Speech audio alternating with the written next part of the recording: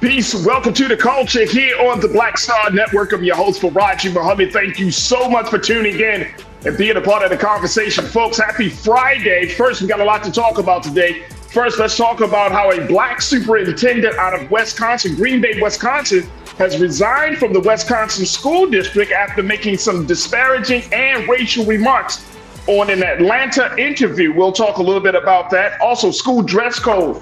Now that the decision has been rendered by the judge in Texas around Darrell George, school dress code is back into the forefront of the discussion on the education space. And we're asking the question, is it a measure of discipline or is this another form of racism? Later on, we'll talk about how progressives are now urging President Biden to act right now on reparations and racial justice. And of course, later on, we're going to talk about how a Florida House bill is looking to ban social media use for minors. We'll have those conversations, and of course, we want to hear from you. So make sure you get ready to join us as we have these discussions right here on The Culture on the Black Star Network. Let's go.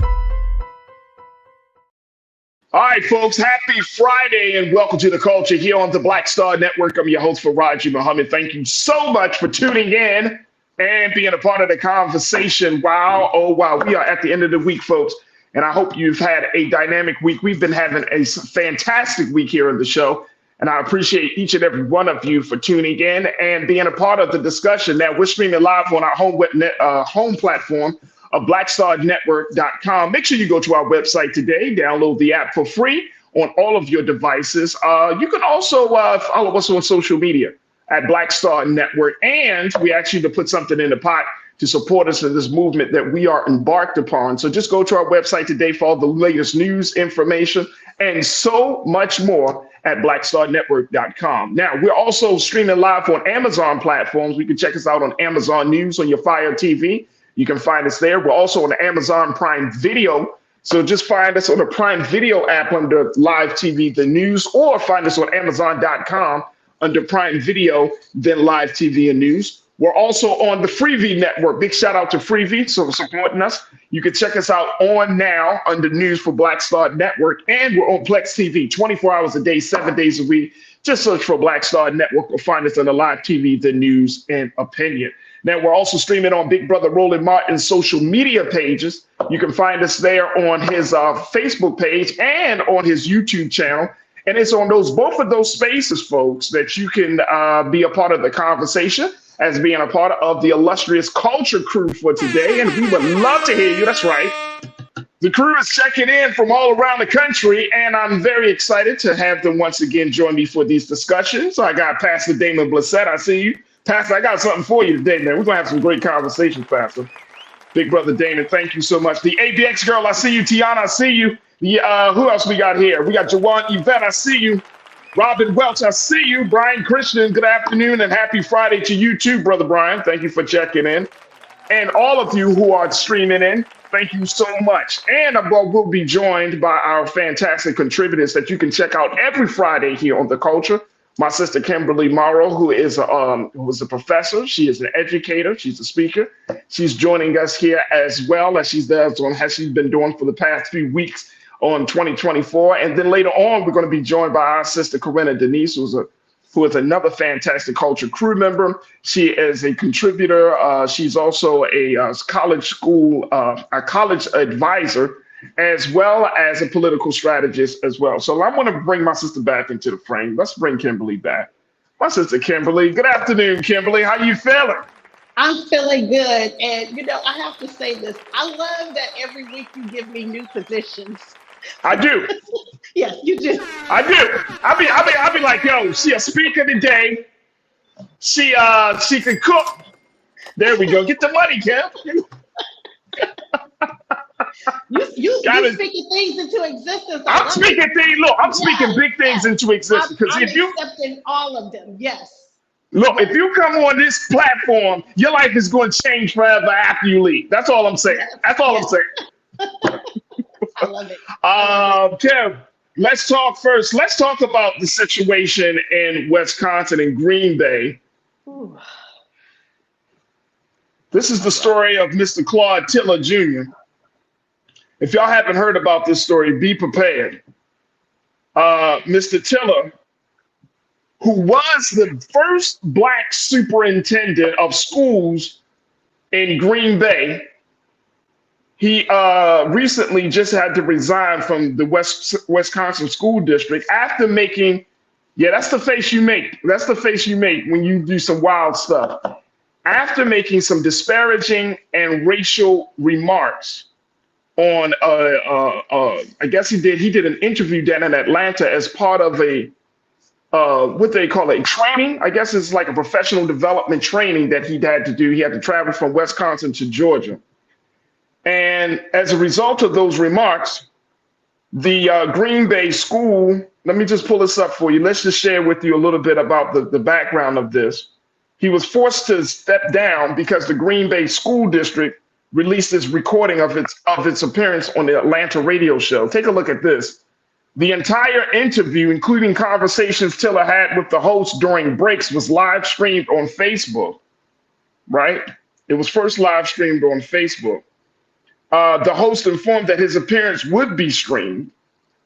He did this interview on WAOK AM on February the 6th. Now, during the interview, he was asked about his conversation with mostly white teachers. This is the wild stuff. He said, "I'm a bald head man and I wear bow ties. So first of all, they think that I'm a Muslim. They think I like to fix bean pies. And that's furthest from the truth. So I have to go debunking some microaggressions before I even go into the school. They think majority of us, we like fried chicken and watermelon. I prefer my chicken baked." He added that as a bald head Black man with a bow tie, they get my passion confused with anger. Let's go to the second. I just want to throw out the second quote, and then we're going to take our first pause. Lisa, let's go to the quote one. On this recording, he is caught because the recording was live streamed and essentially the mic was hot. So he was caught on this recording where he was referring to a female principal as a, quote, wicked witch and using a disparaging slang word to describe her. Then during one of the breaks, the show's host refers to Green Bay as about as lily white as I have ever seen. And former Superintendent Tiller responds, "The lily on top of the lily." I'm gonna let this marinate for a minute, Kim. I'm gonna let this marinate. And then we're gonna go into it. Crew, I want to get your take on this. Do you think that it was right for the superintendent to step down? Claude Tiller Jr., he stepped down as the superintendent in Wisconsin because of these disparaging and racial remarks. I want you to share your thoughts, post your comments, and let's have a conversation. And stay tuned. It's The Culture right here on the Black Star Network.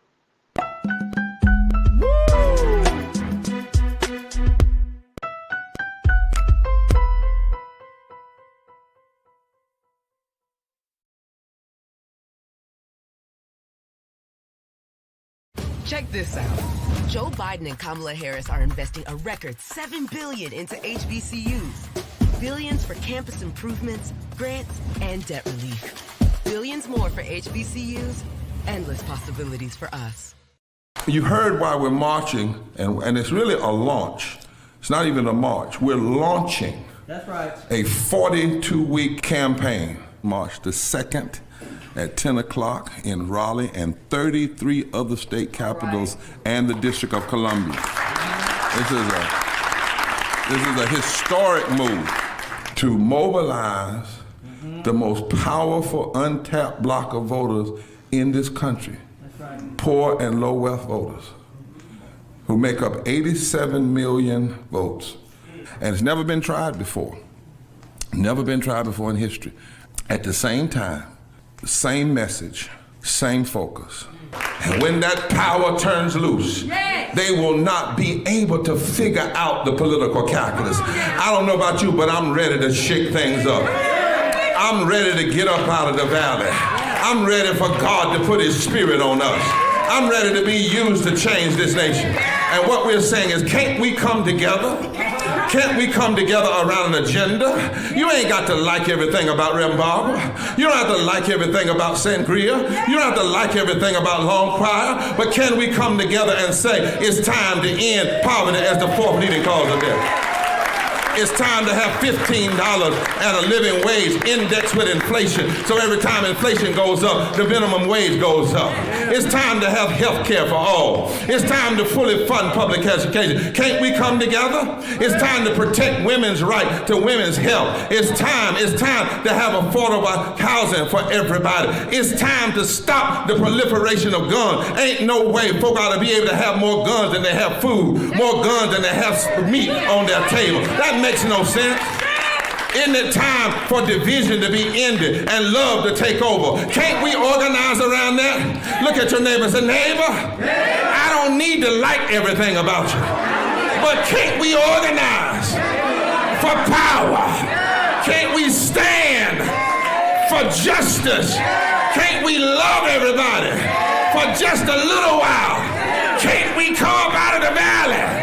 Can these bones live?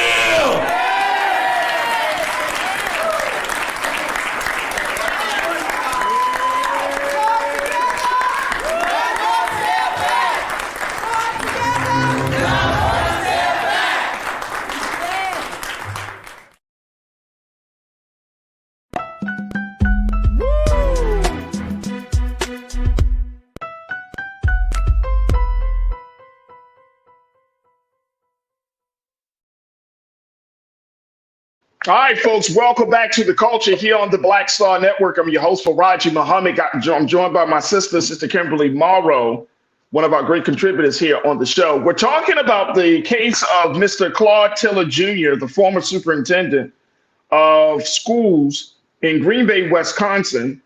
Mr. Tiller had decided to move forward and resign after a closed-door meeting with school board members because he was caught on a recording where he made some disparaging remarks about his colleagues, and he made some racially charged remarks about how his colleagues see him. And I want to get your take on this. So post your comments as we have this conversation and we talk about the ongoing conversation that we've been having when you have Black folks in positions of power and influence about how they should behave, for lack of a better word. But more importantly, it speaks a lot about character. It speaks a lot about the time frame that the culture in which we're living in. And so let me get Kim. I want to get your take on this because this is a principal. He is the principal of a school. Superintendent. He's a superintendent. I'm sorry, superintendent. Correctly. Thank you. Here's a Black man who's a superintendent. But he's superintendent of a school in a city that's a little bit over 100,000 people. Green Bay, Wisconsin is not a big city. And the racial makeup of the city is that it's 72% white and about 4% Black. But he was the first Black superintendent of schools for Green Bay. What's your take on this? Okay, so I'm gonna put on one of my hats right now. I'm gonna put on my administrator hat because you give me all these titles. So this is an actual title. And I'm gonna look at this from an administrative point of view. Here's where he was wrong. Here's where he went wrong. He forgot his position. He forgot that he is a superintendent. That means that when you're speaking in that capacity as a superintendent, you really do have to watch what you say. So there are some things he said that I disagree with were racially charged. He was expressing his truth. He said that people looked at him as a bald head man who wears bow ties, that he was seen as Muslim. And right. He said people had made comments about, or he perceived or said people made comments, I'm not quite sure, that they believed that he liked fried chicken and watermelon. Okay. The radio personality said Green Bay was lily white, and he said it's the lily on top. I don't feel that that was derogatory, because when they compare Black people, they'll say, you know, he's black as dirt. A lily is a very beautiful flower. I don't have issue with that either. Here's where I take issue with, and he should have realized what he said. When he made the comment about one of his, was it a teacher or a it's a female principal, yeah. Okay, a principal, and called her a wicked witch and another derogatory term, that crossed the line. Yeah. That crossed the line. As the superintendent, you don't talk about your staff that way. You don't, because now that opens you up for all types of litigation. Now you cannot evaluate that person, because anything you do now will be seen as biased, even if that teacher or principal, even if it was deserving that her evaluation may have been low. Now you can't do it. So he compromised himself as the school superintendent when he made that derogatory term about that principal. Now, myself, I would have handled things differently when I've worked in predominantly white school districts. But I'm different. You know, we all have to do things our way. I would have, if the radio announcer would have said, oh, you, Green Bay is lily white, I may have deflected, chuckled, something I would not have added on to it. Again, that's me. But again, lily white, a lily is not a derogatory term. A lily is a beautiful flower. A lily but he was saying it, but the host it was a setup. I get that. And I'm not and I'm not saying that I'm not saying the host was intentionally trying to set this guy, Mr. Tiller, up. Honestly, so I don't want to get caught in those weeds. That part, I'm not debating that. I just wanted to show you that a lot of times when they compare Black people, they'll say black is dirt, black is mud. Those are derogatory. You know, I don't want to be compared to dirt or to mud. Okay, that's all I'm saying. But now the issue with his derogatory term about a principal who is under him, he's a superintendent. He knows HR. To be a superintendent, that means you've been in the business for a while. You know HR, you know the rules. You don't go around disparaging people who work under you. That's where I have to completely disagree. And I think he should have resigned. Did you think he should have resigned? Oh, absolutely. And I don't think he should have been forced to resign. I think as a superintendent, after he listened to the playback, he would not have accepted that behavior from any of his principals. Nope. And so he should not accept that behavior for himself. I agree with you. I don't think he should have been forced. I think he should have resigned. He should have resigned on his own, personally. Now, I think he should have resigned as well. Here's why, and I know we got to take another pause. The reason is, here's my first thing. If you feel this way about the people that you are supposed to serve, then you should have never gotten to the role or the position at all. Public service, you know, and I've seen this as an activist and as an organizer in Baltimore and across this country. I've seen this happen. Some of us, Kim, we get in positions of power and influence and leadership, and we get there and it's like we want to go on a kamikaze mission and blow ourselves up, right? In an attempt to talk bad about the system, right? If you're in public service, that means that you're in some way, shape, or form going to have to be either an ambassador or an advocate of the system, because that's the system that we're currently living in. That's public service. The other part about public service is that you actually have to want to be there to serve the public. All of the public. All of the public, right? Nobody. Everyone in that school district, whether they are white or Black or Hispanic, he serves all of them. And guess what? You're absolutely correct. That's, again, now I may have chuckled or I would have tried to deflect, but I also would have realized that these people in this school district, regardless of their race, I serve all of them. And that's why I said after he listened to that playback, he should have said, you know what, I can't even go back there. Because whether that's his truth or not, he still serves all of those parents, every last one of them, not just the ones that look like him. Hey, look, we're gonna take a quick pause. When we come forward, let's get some comments from the crew here. Crew, what is your take on this? We're talking about a black superintendent out of Green Bay, Wisconsin. He chose to resign after making some disparaging and racial remarks. Do you think that he should have resigned? Give me your take on this as we have the conversation. We're streaming live now on Roland Martin's YouTube channel and on his Facebook page, and I would love to hear what you got to say. Stay with us. You're tuned into The Culture right here on the Black Star Network.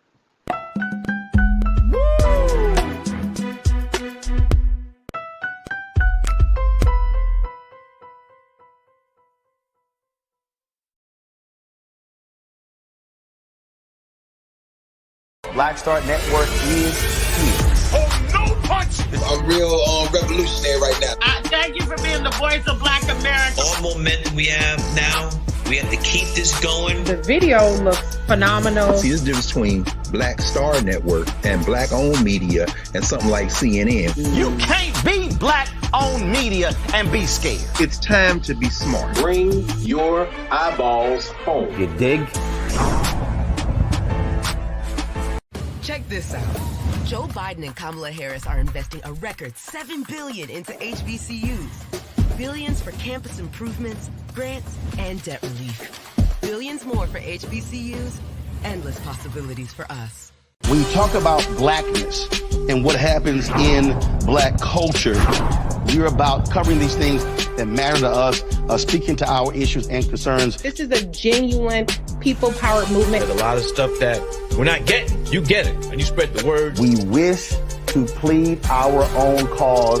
Too long have others spoken for us. We cannot tell our own story if we can't pay for it. This is about covering us. Invest in black-owned media. Your dollars matter.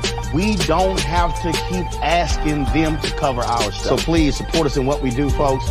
We want to hit 2,000 people, $50 this month, raise $100,000. We're behind 100,000, so we want to hit that. Y'all money makes this possible. Checks and money orders go to P.O. Box 57196, Washington, D.C. 20037-0196. The Cash App is $RM Unfiltered. PayPal is R Martin Unfiltered. Venmo is RM Unfiltered. Zelle is Roland at RolandSMartin.com.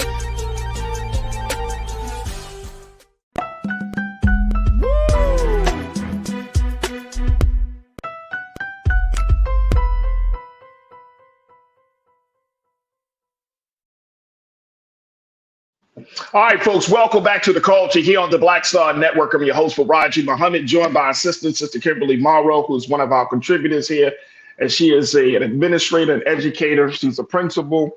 And we're talking about the situation of Mr. Claude Tiller Jr., the former superintendent of schools in Green Bay, Wisconsin, who had to resign, I don't know whether he chose to resign or had to resign, but he resigned as a result of some disparaging and racial remarks that he made on an Atlanta interview on a business trip. I want y'all to understand, this wasn't like he just went down to Atlanta hanging out with friends. He went down to Atlanta because of his role as a superintendent. And he went on the radio show, or he did his interview. They told him, hey, this thing is live streamed. And it's like, boom, you want to quote unquote speak your truth. Now, again, I don't have a problem with the fact that, you want to be in public service. But I am personally just tired of folks putting their foot in their mouths, Kimberly, when they talk about people, right? We had the same situation out here in LA just like over a year ago, where you had Latino city council people who spoke bad. And they made some very racial, disparaging comments about the people that they're going to serve. And I don't want this. So I don't want our listeners and watchers to say, oh, this is just a black thing. No, it's not a black thing. This is a people thing, right? This is a problem that we see in this country where we want to get in positions of power and leadership. And then we want to crap on the people who are supposed to serve. We want to crap on the people who are supporting us and think that's okay. And that's not okay. And I don't care whether you're black, white, Asian, Latino, whoever the case, whoever you are. If you are in the position of doing public work and nobody forced you to do public work, then that means that you should have a healthy respect for the people that you serve. Now, they can call you all types of names, but I'm a spiritual man, Kimberly. So if I'm doing good work, right, my intentions are good. I'm trying to help people. I'm like Jesus, when he say, oh, forgive them, Father, for they know not what they do. You know what I'm saying? You got to rise above that. And you can't tell me as a black man who is the first black superintendent that you did not think about, hey, you know what? If I say this, it's going to put an X on my back. And here's the other part. This is the really, really sad part about this. They probably will not put another black superintendent in that position for years to come. Now, some people say, well, that might be jumping to conclusions for Farajii. We don't know, blah, blah, blah.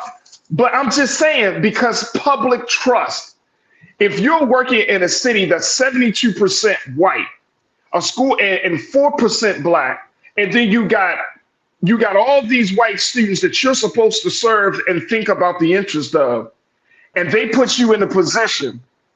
Again, I'm going back to my original point. Was it a kamikaze mission? Did you just want to get all the way up to the top only to say, you know what, I'm going to talk bad about white people? Or that's one way you can do it, but I ain't going to get so far. Or if you're going to work in the position and a part of the system and you're going to reform it from the inside, you got to keep your mouth shut about certain things. You just got to keep your mouth shut. And I know some people say, well, I got to speak my truth. Here's the thing real quick, Kimberly.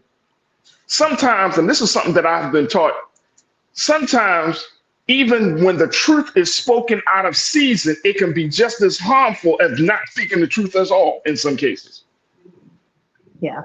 And you see what I'm saying? I do. I have another take on it. Yes, ma'am. Interesting take. So he lives in Wisconsin, right? He was here in Atlanta. Oh, I'm saying here in Atlanta, like I'm still in Atlanta. You know, I lived in Atlanta for a long time. You remember that? Yeah. Right? I worked in Atlanta. I lived in Atlanta. I went to school in Atlanta. I taught in Atlanta. Hey, yo, Kimberly is in LA, y'all. Still in Atlanta. Kimberly is right outside of LA, y'all. So I said, here in Atlanta. No, but in Atlanta, I know you from a place where it's Chocolate City, but think about it. He coming from Wisconsin. He in Atlanta. It's black. He got a little too comfortable. He was at a black radio station. I know. He forgot. I think he forgot that he was a superintendent. I really believe that. So I don't want to put the brother down. I don't think it was a kamikaze mission. I really think he forgot who he was. He thought he was talking to black folks, and and that's what we do. That's what we do. I get it. But when you're live streaming and your mic is hot, that's all I'm gonna say. When you're live streaming, he thought he was. He like, look, man, look, man. But they let it white, blah, blah, blah, blah. Man, let me tell you something. That's he forgot. That's but even though I'm reading it, he forgot. But here's the other thing though. But even if that's the case, right? If your mind is really in that space, like, man, I don't really want to do it, then why you take the position, bro? I'm sorry. Like, I part of me is still like, but you should have, if you didn't want to serve in that capacity, if you got that much going on within your heart and your mind and your spirit, then why you take the position, bro? Because again, from what I read, he applied for the position because his wife recommended it. Remember, he said he didn't think he would get it, but his wife told him to apply. I don't know, Farajii. Look, this is all my opinion. I don't know the man. I'm just basing things on what I read. I don't know. I would hope that he wanted the position. I would hope that he went in there with good intentions. I would really hope that. I think he just forgot that who he was at the time he was doing that interview, and that happened. But again, putting on my administrator hat, Do I condone it? Do I say, oh, that's okay, give him a pass? No, I'm sorry. You have a position of power. You are at the top. You are a superintendent of schools. I was not only, but I was a principal. So, and I know better. So I know he knew better. So that's one where I have to agree that he should have resigned. And No, that's agree. I get yeah. it. I get it. Robin Welch, you say part of what he was saying is true. I have to defend my blackness all the time because I'm the only black teacher in my program. And there are a few blacks in administration, but mostly black students. Okay.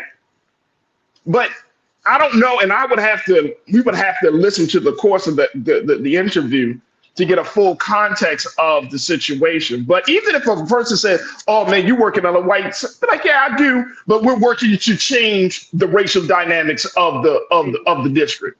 You know what I'm saying? We want to invite more of our people to come into the district because we're doing something. Like come on, you can get political in a lot of different ways, man. And that would have been him as a superintendent speaking.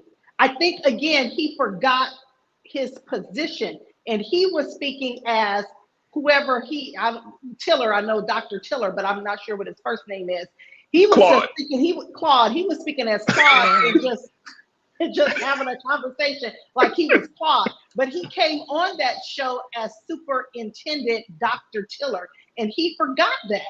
And that is where the problem lies. I think the other part, here's the other part. Because he went through whatever he has gone through, his personal experience in dealing with the white woman principal, and he might have experienced some real deep racism. So he needs he needs an outlet to vent that, which I understand. But again, you signed up for this. I'm gonna be honest with you. You signed up for this, right? You didn't have to do it. And I don't understand, Farajii. That's what journaling is for. That's what a therapist is for. That's what a mentor is for. That is not what WAOK radio station is for. Again, principal hat on. All right, let me get Glenette. You said, unfortunately, Glenette Brooks, you said, unfortunately, as a supervisor, you have to be careful, especially as a black administrator, because they will file a case of bias, and 9 times out of 10, they will win if you make remarks about your staff. Facts. Absolute facts. Minkley Natasha Surge, you said, we take abuse on a daily basis, but we always have to turn the other cheek. Sometimes people get tired. And I understand that, Nate. I understand that. But again, this is what you signed up for. I'm gonna keep it just like that. Let's stop it. You are a black man in a predominantly white city with a predominantly white school population. This is what you signed up for. What did you expect? Did you not expect there to be some microaggressions and some racism and some bias? This is what you signed up for. So you got to ask yourself, is this what I want to do before you even move forward? Because now all of this could have been eradicated. Now your whole reputation, you worked so hard to earn the reputation of being this distinguished, educated, and administrator. You get to the top of the top, as you say, Kimberly, and then at the same time, you fall from grace on a national level in such a big way. This is all over the country. In such a big way. You signed up for this. So either we take them hits and make sure that somebody got to blaze the trail in right spaces so that the next black person who comes into that leadership role, their time there could be a little easier. But this is what we signed up for. I don't want to hear like, man, we got to speak our truth. Your truth is your truth, and that's all well and good. But again, if it's spoken out of season, it can be just as harmful as not speaking no truth at all. Right. I think that would have been better stated after he'd retired and maybe written a book about it and was on a national circuit promoting his book, and he shared certain stories, but definitely not while you're still employed by the school district. If you recall what I told you one other time, we have to, when I was a principal, I was always told, remember, the district signs your check. I really just think he forgot those things. And he forgot human resources 101. We don't talk negatively about our staff. not on a national platform or whatever type of platform that was. It's just not done. So it's not done. No. He could have handled this much better.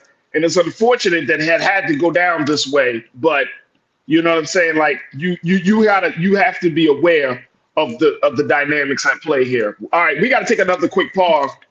When we come forward, let's have a conversation, folks. I want to talk a little bit about school dress codes as a result of what we saw with that ruling yesterday in Texas. Now there's a conversation that has reemerged about school dress codes. We're asking the question because Black students are saying this may be the case, that this dress code isn't really about discipline and uniformity, or is this pure, straight racism? We'll have that conversation with Kimberly Morrow and with you. Stay with us. It's a culture here on the Black Star Network.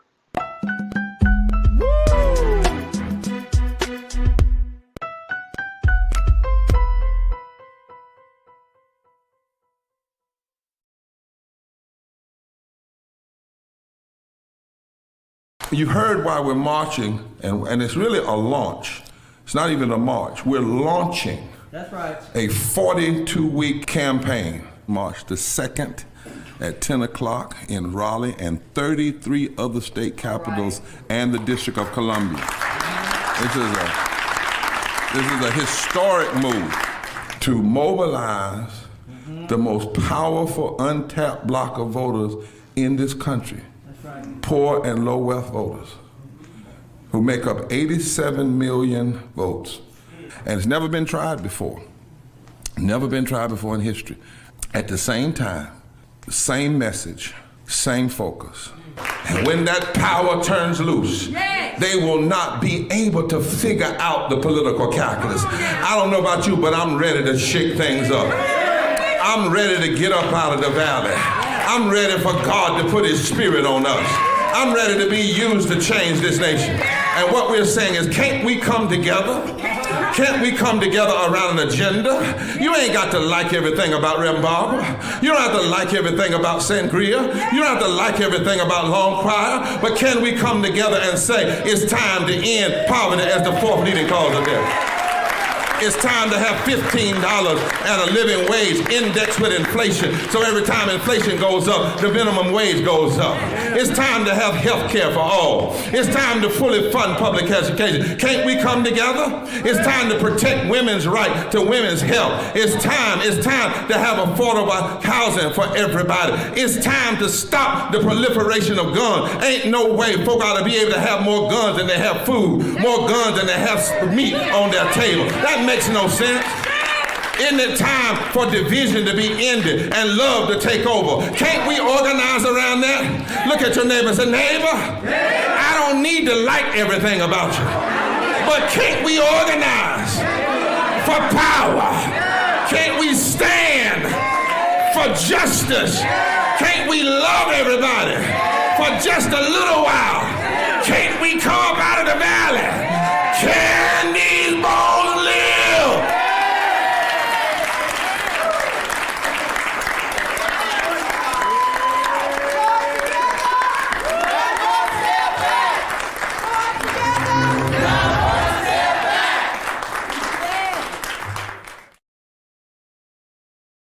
We wish to plead our own cause. Too long have others spoken for us. This is an opportunity for us to be able to speak to our issues. Y'all better understand something real quick. We ain't going nowhere. It is a continual battle that we see all across this country. Revolution will not be televised. The revolution will be streamed. All momentum we have now, we have to keep this going. He makes sure that our stories are told. Roland Mark's doing this every day. You can't be black-owned media and be scared.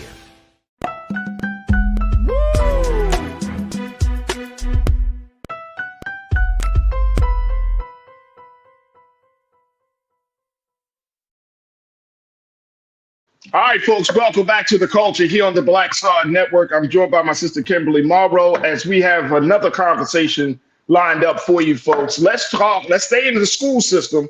But as a result of what we saw yesterday with that judgment coming down yesterday, Kimberly, in Texas, where little young brother, 18-year-old Daryl George, and the school district down in Texas, Barber Hills Independent Schools, and how the judge essentially ruled in favor of the school district, saying that they were in their legal rights to discipline Daryl George the way they did, putting him out of school and the whole nine.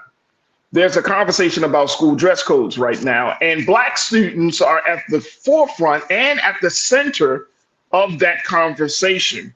I want to share with you this piece around that came out in the AP News around dress code. And we're asking the question whether it's discipline or racism. Take a look at this. Let's put quote one up on the screen, please, Elise. Thank you. To school administrators, strict dress codes can be tools for promoting uniformity and discipline, but advocates say the codes disproportionately affect students of color and the punishments disrupt learning. Schools that enforce strict dress codes have higher rates of punishment that take students away from learning, such as suspensions and expulsions, according to an October 2022 report from the Government Accountability Office. The report called on the U.S. Department of Education to provide resources to help schools design more equitable dress codes.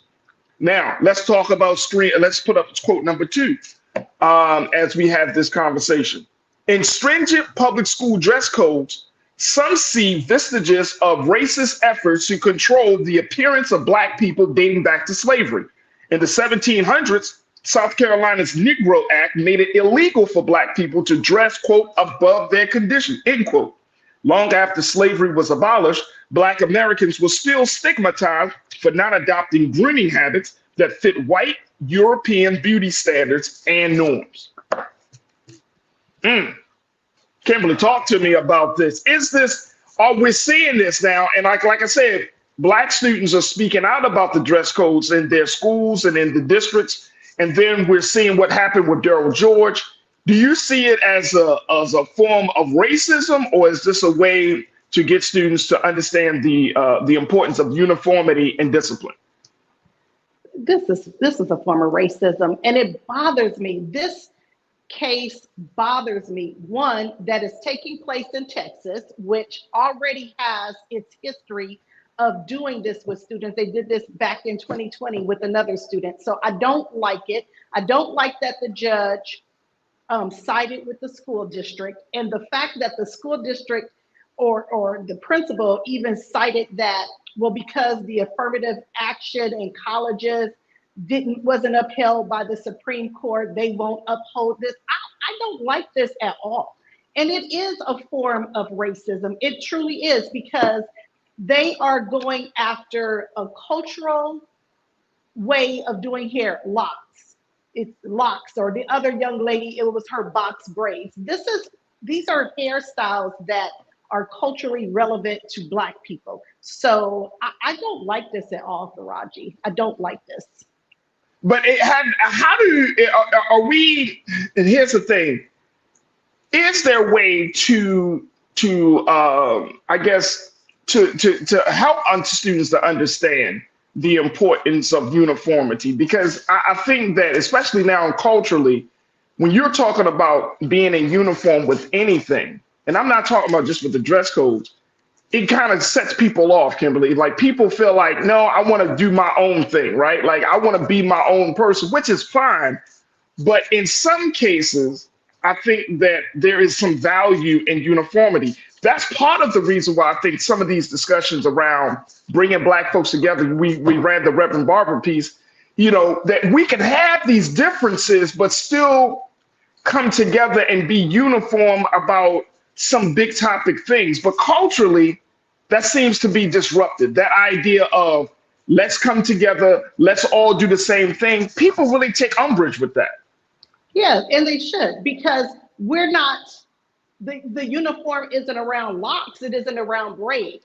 So you're asking us to be uniform or have uniformity around a European idealized standard of beauty. That part bothers me, and that really is not what dress code is supposed to be about, uniformity.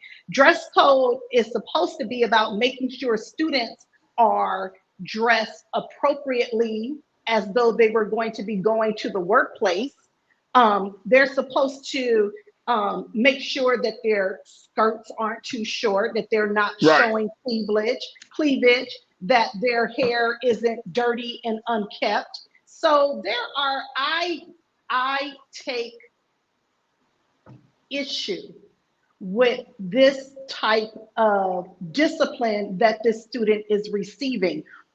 His punishment does not fit the offense. So he's suspended from school where he can learn because of his hair. And there are students who are fighting and bringing guns to school, but you're going to take this child out of school from learning because of his hair. There are so many issues with this story. There are so many issues. Since when I was a principal, we didn't suspend students for dress code. So this is ridiculous. This is a ridiculous case. It's ridiculous that they are, and it seems this is what it appears to me, Farajii. Again, I like to preface things with this is my opinion. I feel like they are using this to challenge the Crown Act. They didn't like it when it was passed. Now they're trying to challenge it just based upon what that person wrote in the article, okay? And so the Crown Act is to protect us, to allow us to wear our natural hairstyles. So right now, they're attacking locks and braids. So next, are they gonna attack natural hair and tell us that we have to have our hair straightened to be uniform? Well, let's take it to, let's take it to the next level.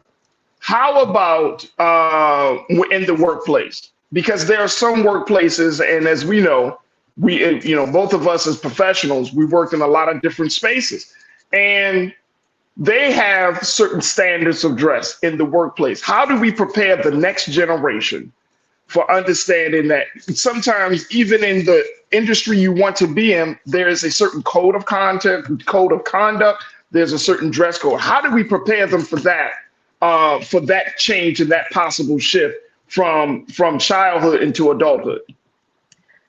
So I want to bring it back to a previous conversation we had, Farajii, about why students are not going to college now, and some of it is because it costs too much. Well, a lot of it is they don't want to get sucked into this corporate world. They don't want to work for someone else. They want to become entrepreneurs. This is why, because this generation does not want to work for corporations that are stifling their creativity, and they feel like their dress is a part of their creativity. And again, my personal opinion, I believe that these companies, these businesses have to move into the 21st century. We can't keep regulating how people dress because, again, how they wear their hair, because that is based on a European standard of beauty. That's why you have a lot of people of color, a lot of Black people, a lot of young people who are like, you know what? I don't want to work for anybody. I want to be an entrepreneur. And they'll probably be a broke entrepreneur for a while, but for them, it's better than doing what our generation did and what our parents' generation did. Just go work for the man, just go get a good job and work for the man. Do I agree with it? I'm not saying that I do, but I understand why a lot of these young people are like, no, I don't want to work for anybody. And some of these businesses really have to start doing things a lot different. Now, what I have told my students to prepare them is that sometimes you're going to have to do things you don't necessarily want to do and don't agree with. But if you're going to take the job and you're going to get that paycheck, there are things that you're going to have to do. You can't fight every battle. So you have to make that choice if you're going to get that paycheck.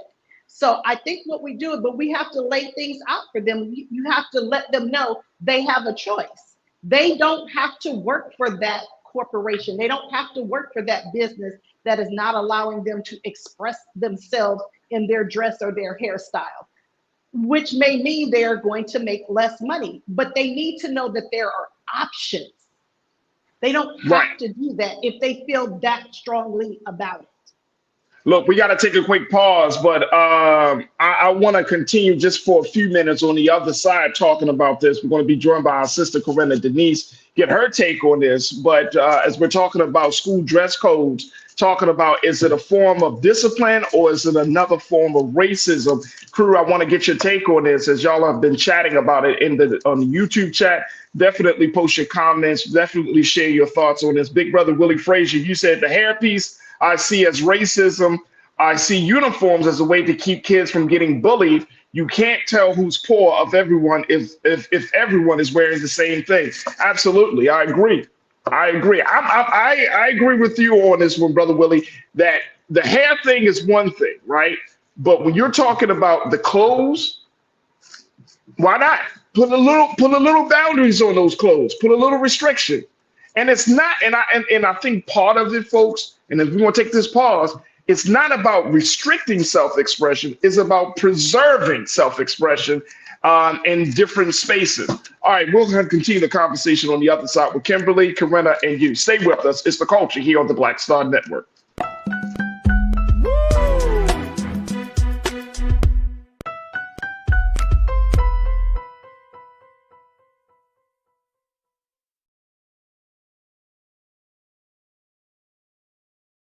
Check this out. Joe Biden and Kamala Harris are investing a record $7 billion into HBCUs. Billions for campus improvements, grants, and debt relief. Billions more for HBCUs. Endless possibilities for us.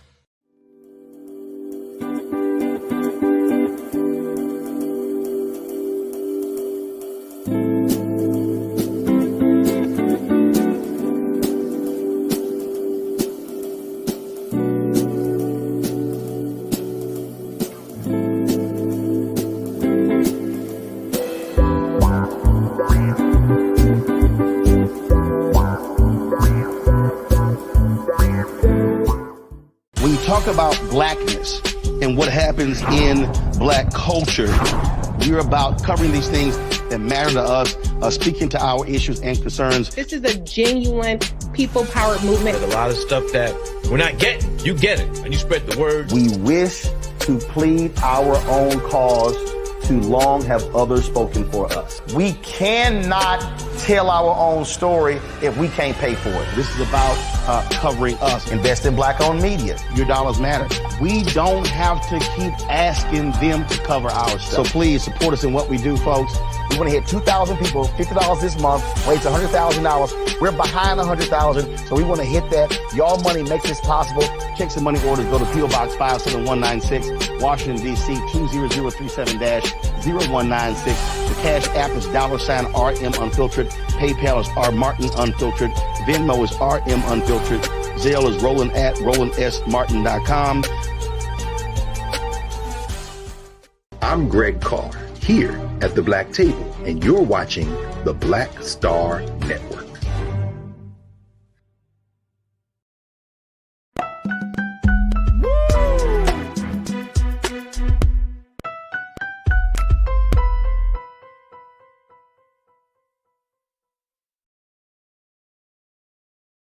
All right, folks, welcome back to The Culture here on the Black Star Network. I'm your host, Farajii Muhammad, and we've been having, excuse me, getting the words out of my mouth. We've been having a fantastic conversation talking about school dress codes as a result of what happened yesterday from that judgment around the hairstyle of Daryl George, the 18-year-old in Texas, who was going through a battle with the school district down that he was enrolled in just outside of Houston, Texas.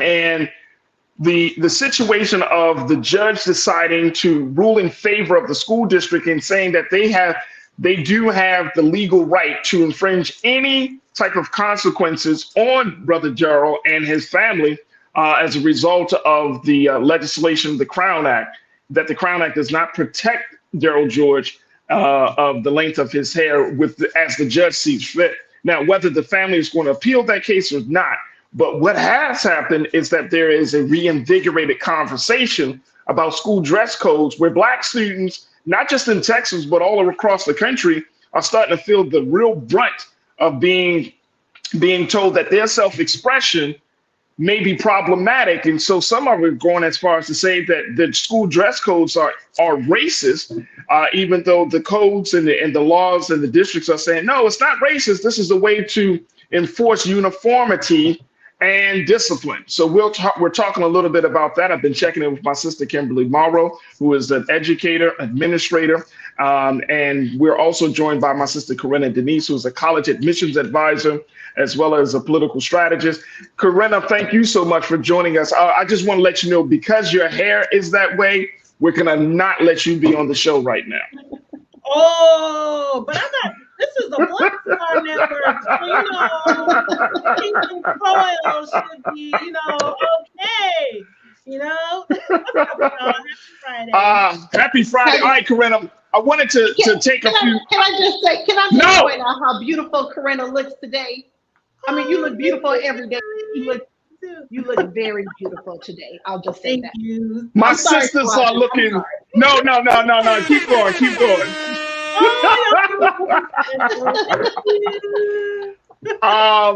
So Corinna, I wanted to have a few more minutes on this discussion because I want to get your take on it. Is this what do you make of this school dress code conversation, especially when we know the statistics that Black students are penalized and punished at a higher rate than white students when it comes to quote unquote infractions or violations to the dress code?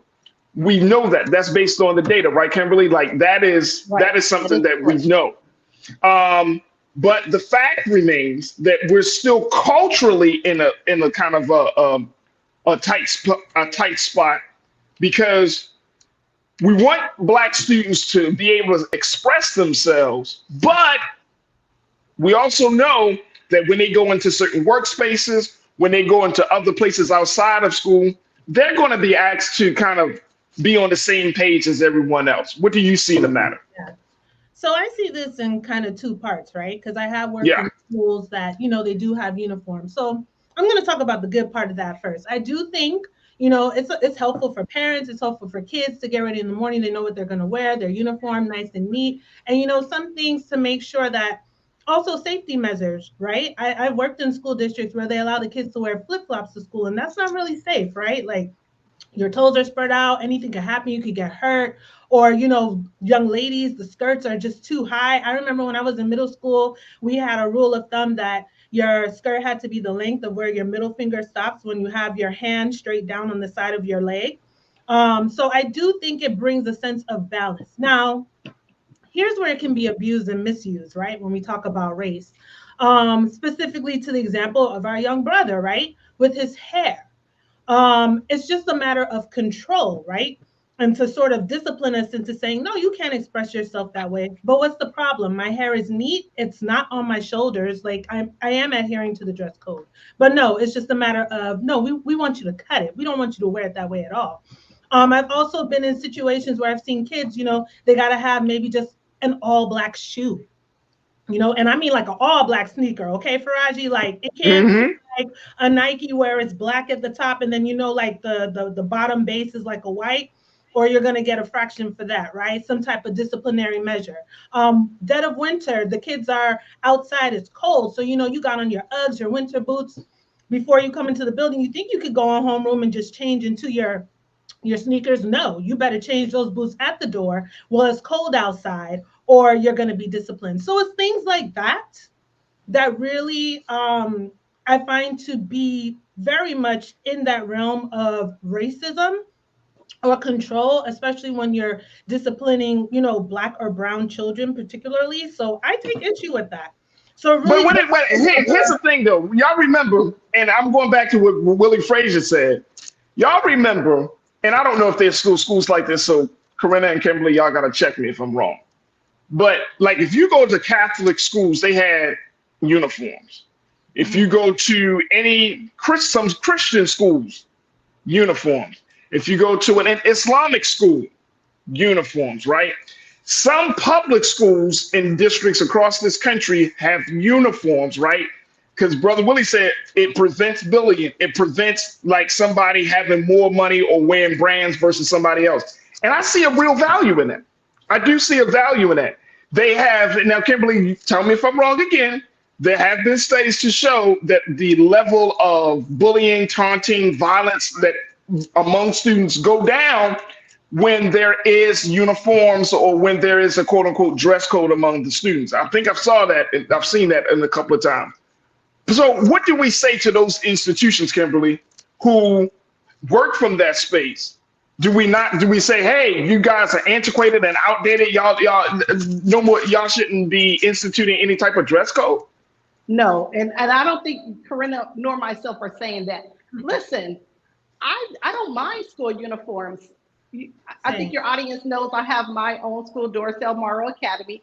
From 2020 to 2022, we met 5 days a week in person. My students wear uniforms. Now I meet with a few students 2 days a week. They wear uniforms. When we go on field trip, they wear uniforms. I don't have a problem with uniforms. For the many reasons Corinna said, I believe that they promote equality, equity, all of that. There's not a problem with uniforms. My problem or my issue with these school districts is when they attack Black hair.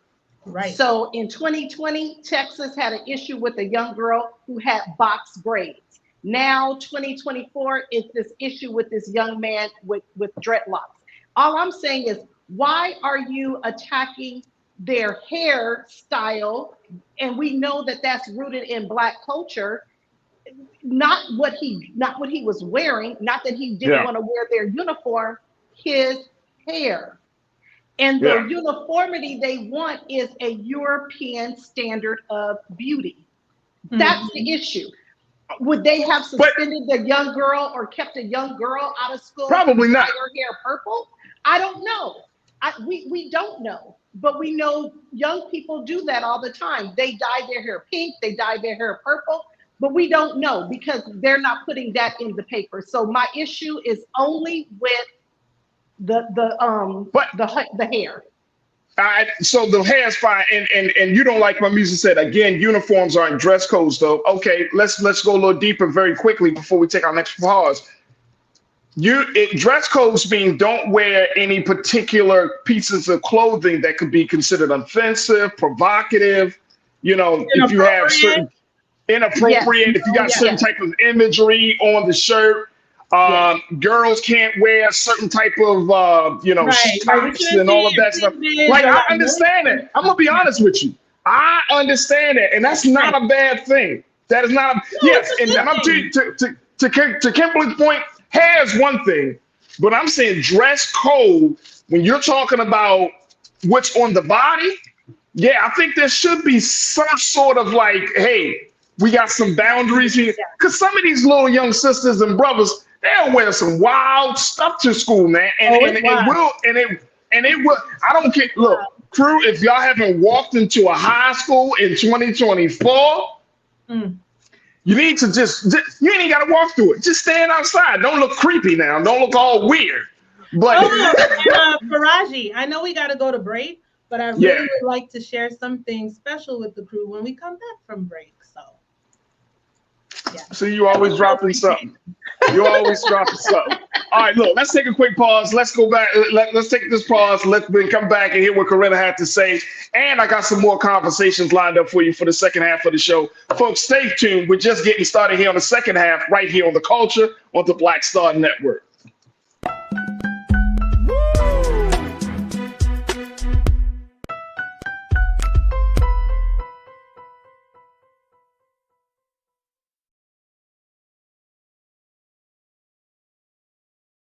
Check this out. Joe Biden and Kamala Harris are investing a record $7 billion into HBCUs. Billions for campus improvements, grants, and debt relief. Billions more for HBCUs. Endless possibilities for us. You heard why we're marching, and it's really a launch. It's not even a march. We're launching a 42-week campaign. March the 2nd at 10 o'clock in Raleigh and 33 other state capitals and the District of Columbia. This is a historic move to mobilize the most powerful untapped block of voters in this country, poor and low wealth voters, who make up 87 million votes. And it's never been tried before. Never been tried before in history. At the same time, the same message, same focus. And when that power turns loose, they will not be able to figure out the political calculus. I don't know about you, but I'm ready to shake things up. I'm ready to get up out of the valley. I'm ready for God to put his spirit on us. I'm ready to be used to change this nation. And what we're saying is, can't we come together? Can't we come together around an agenda? You ain't got to like everything about Remark. You don't have to like everything about Sangria. You don't have to like everything about Long Choir. But can we come together and say it's time to end poverty as the fourth leading cause of death?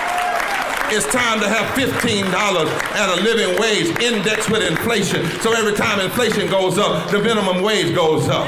It's time to have health care for all. It's time to fully fund public education. Can't we come together? It's time to protect women's right to women's health. It's time to have affordable housing for everybody. It's time to stop the proliferation of guns. Ain't no way folk ought to be able to have more guns than they have food, more guns than they have meat on their table. That makes no sense.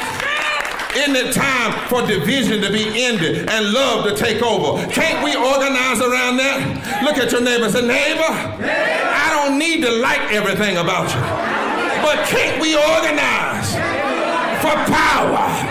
Can't we stand for justice? Can't we love everybody for just a little while? Can't we come up out of the valley? Can these bones live?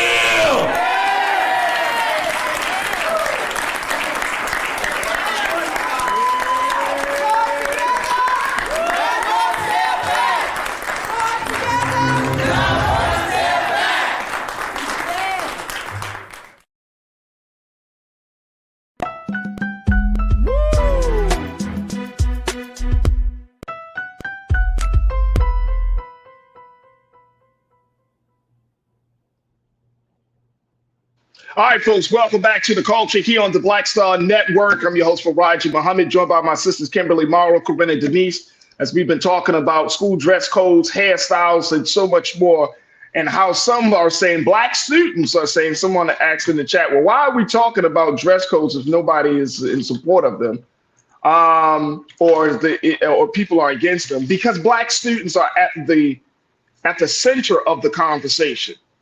Black students are we cannot think or we cannot forget that black students are the ones most affected by these type of policies, right? Now, the other thing is, and I know, Corinne, you got something that you want to share with us. The other thing is that, you know, these codes and policies and everything, we can't keep doing the comparative shopping that, oh, if white people do this, how come white people? Come on, y'all. This is 2024. I remember saying this at the beginning of the year of the show. This year, I'm not looking at what I wish for things to be. I'm looking at the way things are. Let's just get it in our heads. There is a double standard, a higher expectation, and more that people want to see that we should see from ourselves. If we keep comparing ourselves to the action of our white counterpart, then we won't make the type of progress that we need to make as a people. I'm sorry. And we won't face the reality of where we are in America. There is a double standard. It is not fair. Let's acknowledge those two things. There is a double standard and it is not fair. But guess what? This is the space that we find ourselves in as black people in America. And we just got to accept that, Kimberly and Corinne. There's no back and forth. No, well, white people do this and how? There's a double standard. It's not fair. And this is a modern day America. It is what it is. Am I wrong in thinking this, Kimberly? So I'm not going to say you're wrong, but I'm going to say you can tell me if I'm wrong. I'm not going to say you're wrong. You sound like my 83-year-old father, because that's what he tells me all the time. And he says we have to accept it. And I'm going to say, no, we don't. We don't have to. No, I'm not saying that we have to accept it. I'm just saying we have to. No. I'm saying that we have to acknowledge it. Like we can't operate as if we're working on the same from the same set of rules. We're not. I'm sorry, we're not. I said now once we acknowledge it, we have to call it out. Right. And that's all we're doing. We're calling it out. We acknowledge it, but call it out. We don't acknowledge, maybe you said accept it because that's the way my father says it all the time. And you kind of sounded like him just now. But we acknowledge it. He's a very wise man. But we call it out, Farajii, and that's all I think Corinna and I are doing it. We've acknowledged the problem, but we're calling it out. And so I think when you just acknowledge it and then try to live within it, but you don't call it out, I think that's the piece that's been missing. I know the generation before us accepted it. My generation kind of went along with that generation. And I think this next generation, millennials and Gen Z, they're calling it out. So I'm standing with them. I'm calling it out too, because I've been the go along. I've been the person to, you know what, I got this job. Let me go along with them. Let me this is what they say to do. They told me to suspend that kid. I'm going to do it. They told me to do this. I'm going to do it. I've gone along. Now I'm ready to call this stuff out. Yeah, and I think, Farajii, we're definitely in agreement that, yeah, uniforms do bring some sense of uniformity. Like I said, even when I go into the office, I created my own uniform, right? I wear my school shirt, a pair of pants. Like, I just don't even feel like being bothered I hate ironing, doing all of that. So I made my own uniform. You know what I'm saying? Like, whatever to make my life easier, but it is helpful for the kids. But I think what Kimberly and I are speaking to as to how that uniform policy can be abused, which we see what is happening in Texas. But you know what? I just want to round this thing out and just round it out. Empowering things today with our hair. Okay, our hair is beautiful, and I just want to. I'm sure you guys know, but so I was in Kemet, aka the Black Land of the Black people, known today as Egypt, last summer.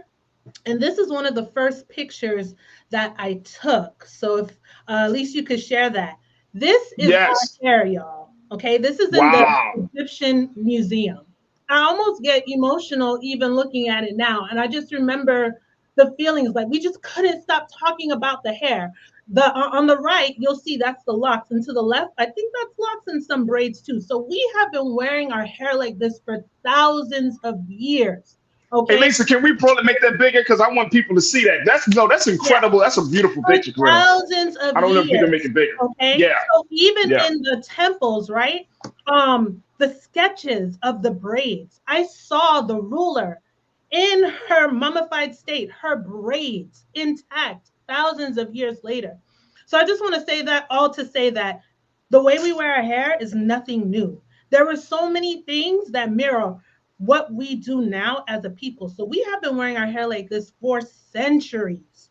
No, that's a great point. That's an excellent point. That, right? So that's what I'm saying. I've seen it, and we'll believe, that Elizabeth Taylor was Cleopatra, but if you actually take the journey, you'll see differently. So they know the truth, they know what's hidden, and therefore we see this in present day and time where no, you can't wear your locks. We either want you to cut them off. Or, you know what? Okay, I have my locks. You don't want me to wear them down. I'm not going to wear them down. I'm going to pull them up, but it's still an issue because it's control. And that's where the school dress code becomes abusive.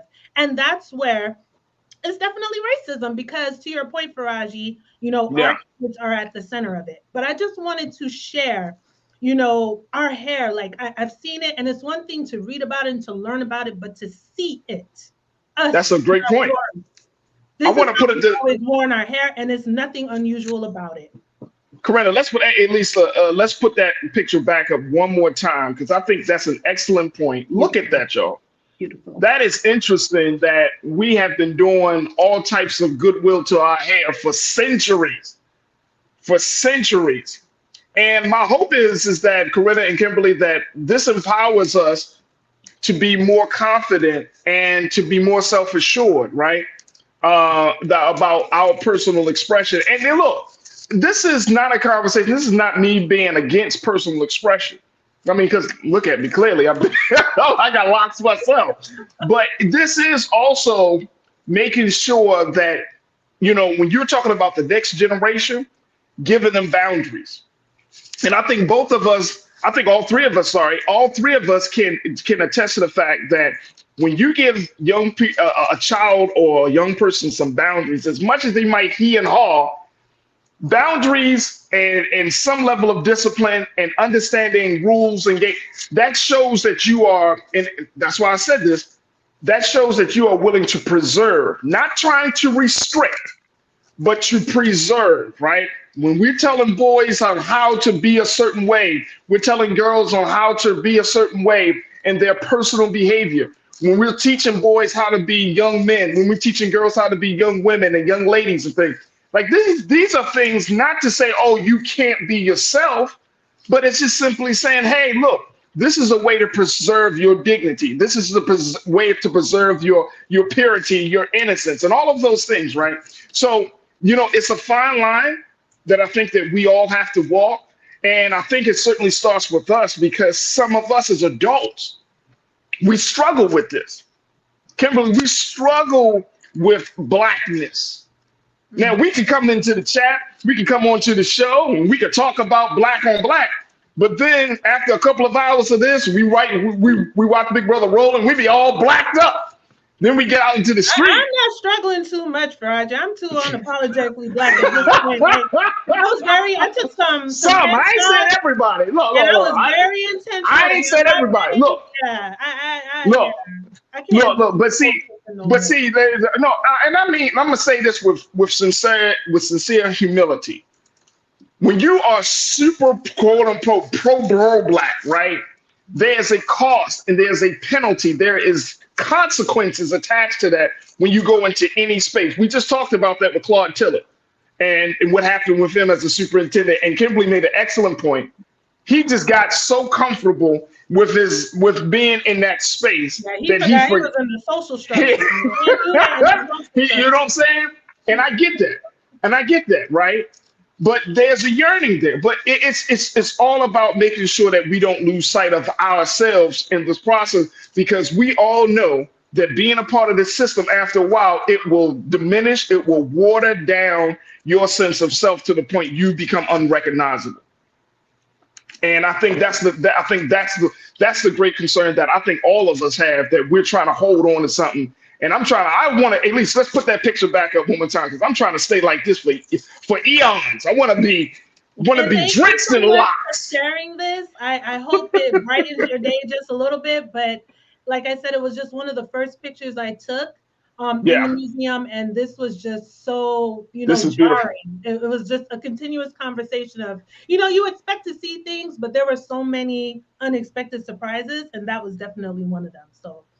Janelle said, our sister Janelle, she said, Corinne and Kimberly, our ancestors' hairstyles were so elaborate that archaeologists thought they were actual crowns. There's a real struggle for them to recognize how our culture have the perfect royal accessory. Excuse me.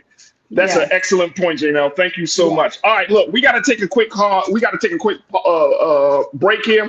When we come forward, let's talk about how progressives are urging President Biden to act now on racial justice and reparations. I'm going to share with you what the correspondence that a number of black lawmakers have put together, and what they would expect the president to do before the next presidential election coming up in November. They say, look, we got to get this thing done. You need to institute some executive orders now, Mr. President.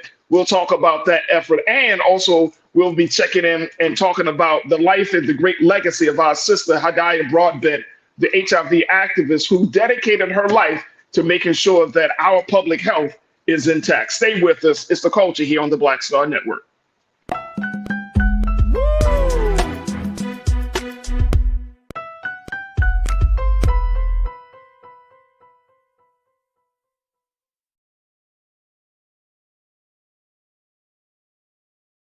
You heard why we're marching, and it's really a launch. It's not even a march. We're launching a 42-week campaign, March the 2nd at 10 o'clock in Raleigh and 33 other state capitals and the District of Columbia. This is a historic move to mobilize the most powerful untapped block of voters in this country. Poor and low wealth voters who make up 87 million votes. And it's never been tried before. Never been tried before in history. At the same time, the same message, same focus.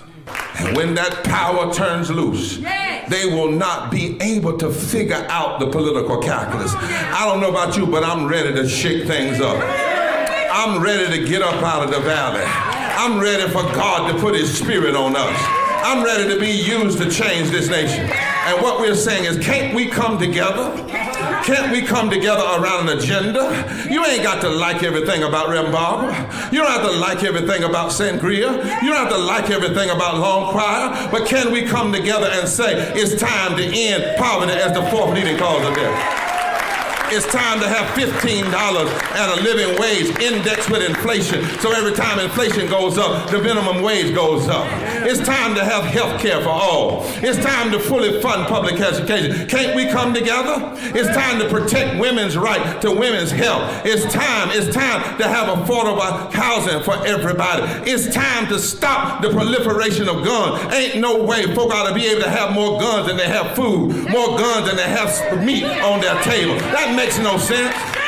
Isn't it time for division to be ended and love to take over? Can't we organize around that? Look at your neighbor and say, neighbor, I don't need to like everything about you, but can't we organize for power? Can't we stand for justice? Can't we love everybody for just a little while? Can't we come up out of the valley? Can these bones live?